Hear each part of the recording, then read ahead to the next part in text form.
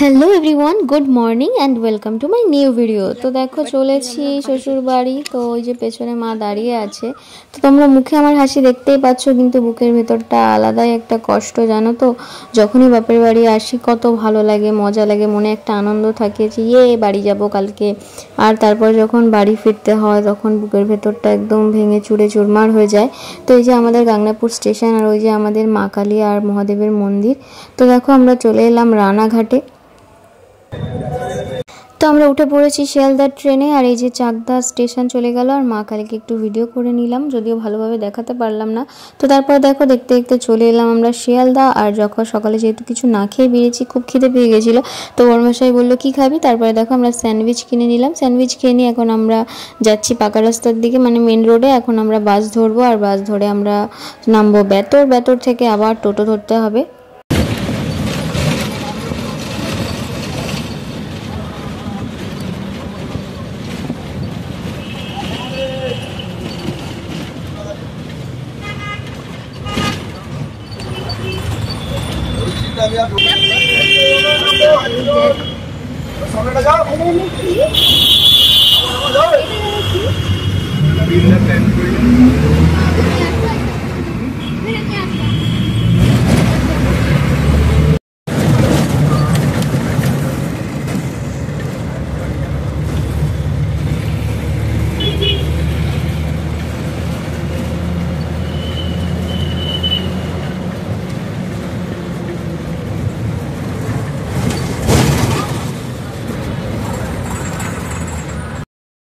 তো বাস চলেছে, আর আমিও বরমাসের সাথে বক বক করছি। আর এই দেখো রাস্তার ধারে কত সুন্দর ফুল হয়েছে, হলুদ রঙের, তারপরে বেগুনি রঙের ফুল হয়েছে। তো জারুল ফুল বলে আর শিমুল ফুল বলে, তারপরে কিছু কৃষ্ণচূড়াও দেখলাম। আর এখন তো কৃষ্ণচূড়ার সিজন, তো খুব ভালো লাগছিল।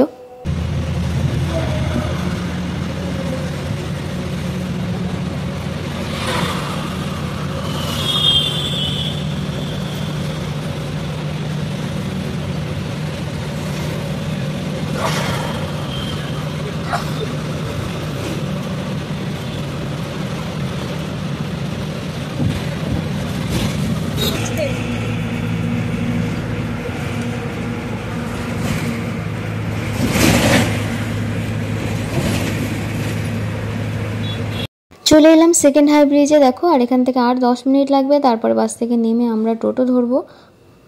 তো এই দেখো বন্ধুরা আমাদের রাজপ্রাসাদ, আর চলে এসেছি বাড়ি। আর এসে দেখছি একদম অবাক হয়ে গেলাম, মামুনি যে ব্যালকনিগুলোতে ফুলের টব রেখেছে, খুব ভালো লাগছিল। তারপরে ভিডিও করে নিলাম। আর এই যে মামুনি এখন রান্না করছে। তো চলো আমি এখন ফ্রেশ হয়ে নেব, আর অনেকগুলো জামা কাপড় আছে, সব কাচতে হবে। স্নান করব, মাথা ঘষবো, তারপরে দেখা হচ্ছে। তো ততক্ষণ সবাই ভিডিওটা লাইক করে দাও, চ্যানেলটা সাবস্ক্রাইব করে নাও, আর কমেন্ট করতে ভুলো না ভিডিওটা কেমন লাগছে। তো তারপরে দেখো স্নান সেরে চলে এলাম ওপরে। আর এই যে আমার কার্তিক সোনা, আমার কুটুস বাবান, অনেক দিন দেখিনি, 10 দিন পরে এলাম তাকে দেখতে। আর এই একটু আদর করে নিচ্ছি।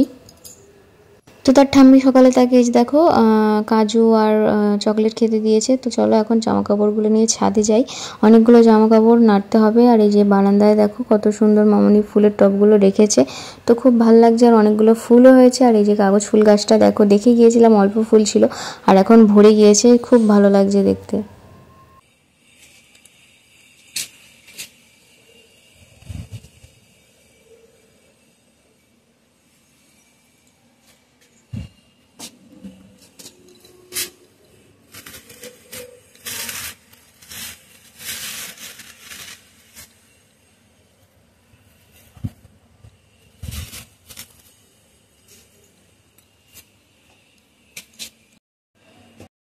তো এরকম বন্ধুরা ছাদে চলে এসেছি। আর মোসান্ডা গাছটা দেখে তো আমি জাস্ট অবাক হয়ে গেলাম যে এত পরিমাণে ফুল হয়েছে, দেখো কি ভালো লাগছে দেখতে। তবে হ্যাঁ, গাছটা একটু অগোছালোভাবে আছে, পরে তোমাদের সাথে ভালোভাবে শেয়ার করে দেবো।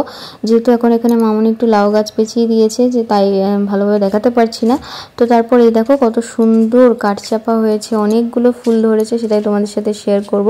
তো এই যে একটা তো খয়েরি কালার হয়েছে, আর এই যে একটা সাদা কালার হয়েছে, নিচেটা গোলাপি, মাঝখানে একটু হলুদ। তো দেখো থোক ধরে একদম ফুল হয়েছে, খুব ভালো লাগছে দেখতে।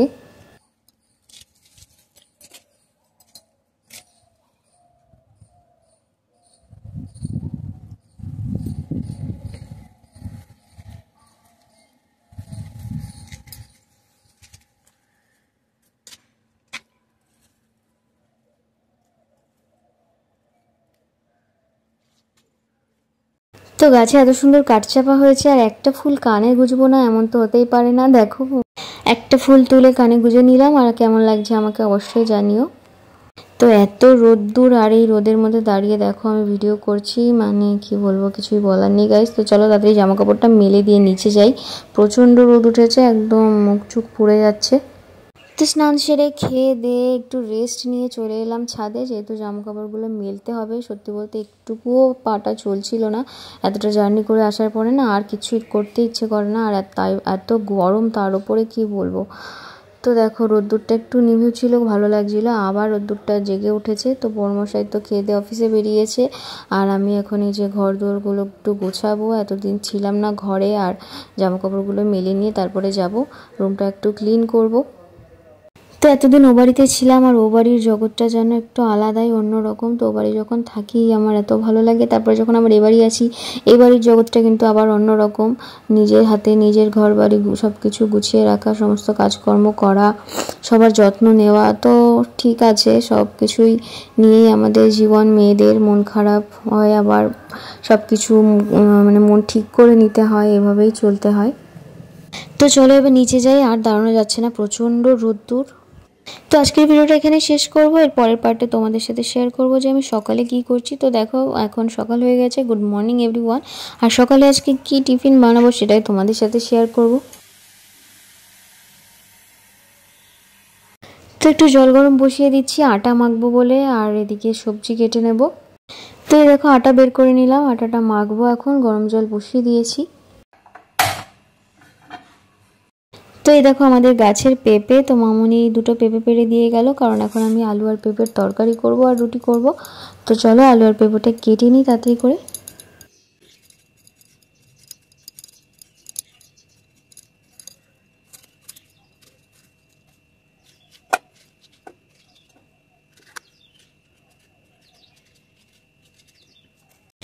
তো এই দেখো বন্ধুরা আমার আলু পেঁপে কাটা হয়ে গেছে, ধুয়ে নিয়েছি, আর এখন আটাতে লবণ দিয়ে দেবো, তারপর আটাটা মাখবো। তো ওদিকে গরম জল হয়ে গেছে, আর এখন আমি কড়াইটাও বসিয়ে দিলাম। তো কারা কারা গরম জল দিয়ে আটা মাখো অবশ্যই কমেন্ট করে জানিও, আর গরম জল দিয়ে আটা মাখলে কিন্তু আটাটা খুব সুন্দর মাখা হয়, আর আটাটা বেশ ভালো থাকে।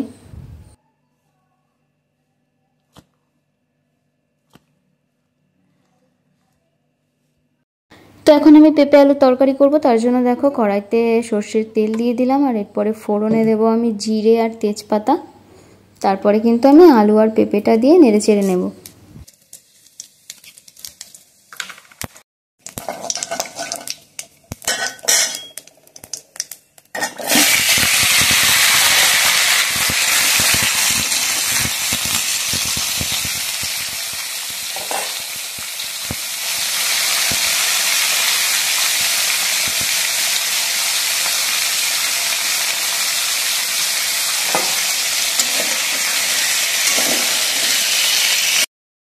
তারপর দেখো স্বাদ মতো নুন দিয়ে নাড়াচাড়া দিয়ে ঢেকে দেব।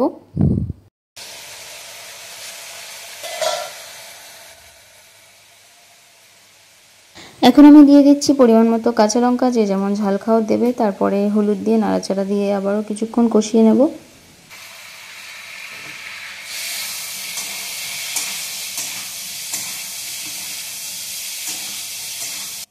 ওদিকে আমি আটাটা মেখে নেব, এদিকে পেঁপে আলুটা একটু সেদ্ধ সেদ্ধ হোক ততক্ষণে।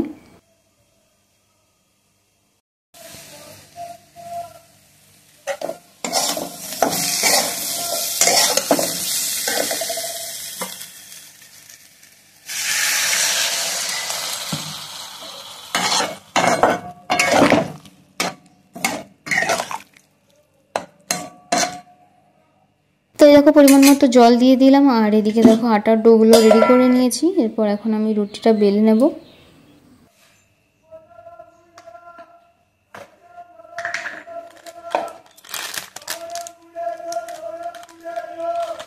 তো সামান্য পরিমাণে একটু জিরের গুঁড়ো দিলাম তরকারিতে, আর কড়াইটা ওপাশের গ্যাসে দিয়ে দিয়েছি, কারণ এপাশে আমি এখন রুটি বানাবো।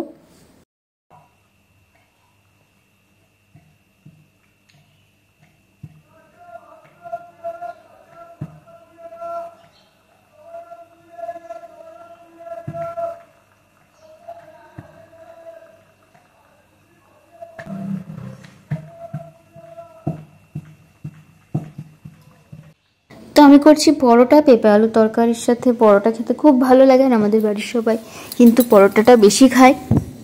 যদিও এইসব পরোটা তেলে ভাজা বেশি খাওয়া ভালো নয়, তাই আমরা সপ্তাহে ওই 1 থেকে 2 দিনই পরোটা করে থাকি।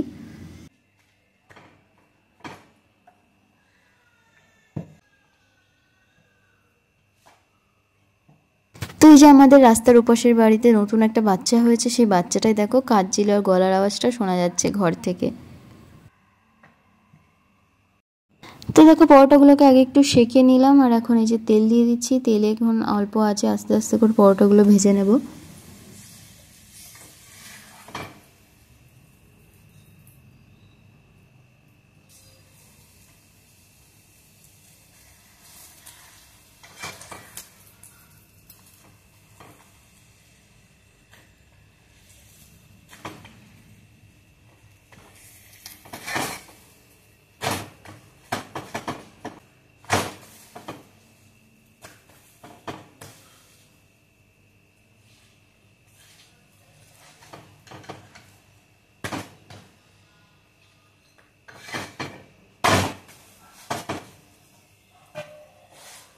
তো পরোটাটা জানো তো আমি খুব ভালো একটা ভাজতে পারি না, কেমন একটা শক্ত হয়ে যায়, তাই এরকম আস্তে আস্তে আমি ভাজার চেষ্টা করছি, আস্তে আস্তে শিখছি।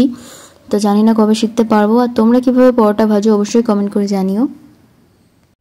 তো এই দেখো আমার টিফিন তৈরি হয়ে গিয়েছে, পরোটা আর পেঁপে আলুর তরকারি। তো চলো টুক করে খেয়ে নিই, তারপরে আবার দুপুরের রান্নার জোগাড় করতে হবে।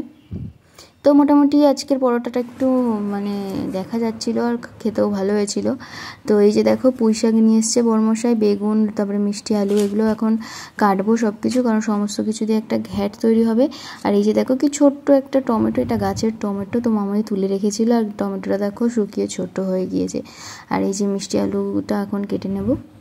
তো তোমাদের সাথে আরও কিছু জিনিস শেয়ার করব। এই দেখো এই যে লঙ্কাগুলো দেখছো লাল লাল হয়ে গিয়েছে, এগুলো আমাদের গাছের লঙ্কা। তো আমাদের প্রায় 5-6টা লঙ্কা গাছ হয়েছে আর প্রচুর লঙ্কা ধরেছে। আর এই দেখো লঙ্কাগুলো গরমে না পেকে গিয়ে লাল হয়ে গিয়েছে, সেই কারণে মামুনি লঙ্কাগুলো তুলে নিয়ে এসছে আর আমি তোমাদের সাথে শেয়ার করছি। এই যে লঙ্কাগুলো না এত পরিমাণে ঝাল, কি বলবো, দারুণ ঝাল লঙ্কাগুলো, খেতে কিন্তু হেভি।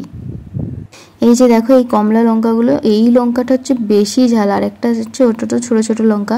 তবে এই লঙ্কাটা তুমি একটা খেলে একদম মন প্রাণ ভরে যাবে আর মাথা ঘুরে পড়ে যাবে, এত ঝাল। তো তারপরে যে বড়মশাইকে একটু সাজিয়েছিলাম দেখো। তো ভিডিওটা কেমন লাগলো লাইক কমেন্ট করে জানিও, দেখাবে নেক্সট ভিডিওতে। Thanks for watching, by.